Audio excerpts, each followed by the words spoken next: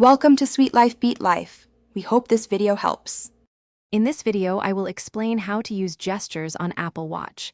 To begin, open the Settings app on your watch. Scroll down and tap on Accessibility, then select Assistive Touch. Toggle Assistive Touch on. Below this, you will find the Hand Gestures option. Tap on it and ensure hand gestures are also enabled. This foundational step unlocks a world of hands-free interaction, making your daily tasks smoother and more intuitive with just a flick of your wrist or a tap of your fingers.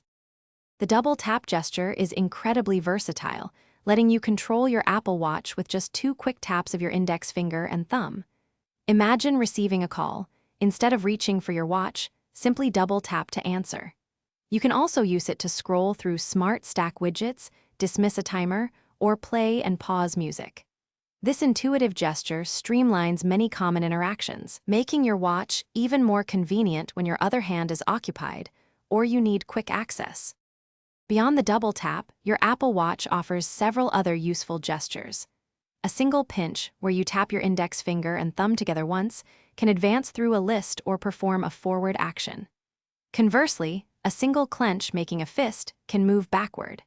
Additionally, the classic raise-to-wake gesture illuminates your screen, while covering the display with your palm instantly mutes incoming alerts. These gestures provide a comprehensive suite of hands-free controls for various situations.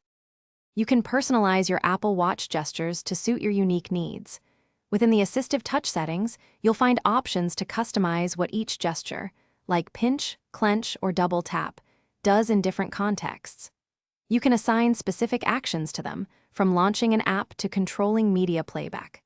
Furthermore, adjust the sensitivity to ensure your gestures are recognized accurately and comfortably. These customization options empower you to create a truly personalized and accessible experience with your device.